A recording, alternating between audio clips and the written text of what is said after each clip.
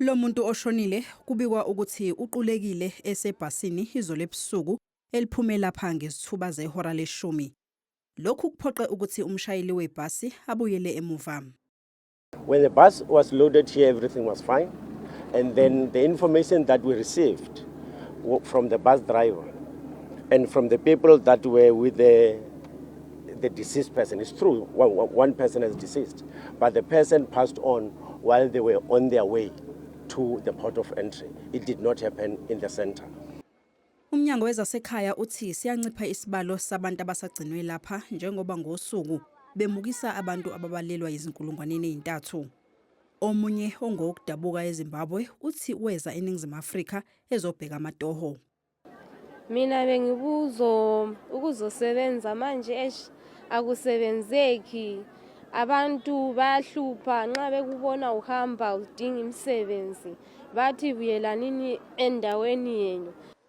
Kusenjalo siyanda isibalo sabantu abathutheleka endaweni esivaliwe i-Drive-in Center eThekwini nalapho begcinwe khona abantu baseMalawi abebelinde ukugoduka.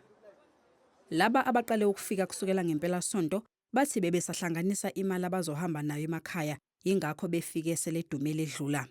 Yona siyadinga ukuthi ungcono sigijime kancane la amatohweni mase siyakwazi ukuthi masiyahamba ekhaya ungcono sihambe i2 rand noma 5 rand kuzoba ungcono kulula.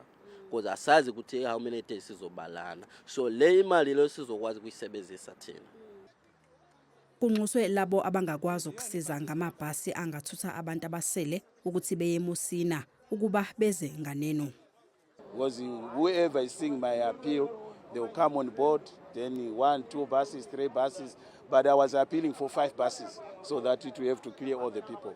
eKapa nakhona siyanda isibalo sabo kufika baseZimbabwe abalokhu bethutheleka kulesi sikhungo esesivaliwe nabathi bacela amanye amabhasi azobayisa eMusina. Umasipala waseKapa uthe angeke usathumela amabhasi lapha. Abantu abafisa ukugoduka kuzomela baye ezindlini zenxusa beyocela usizo. Bangaphezulu kuka 70,000 abantu asebeyiswe emazweni abo kusukela kwaqala uhlelo lokubalekelela ukuba babuyele emazweni abo.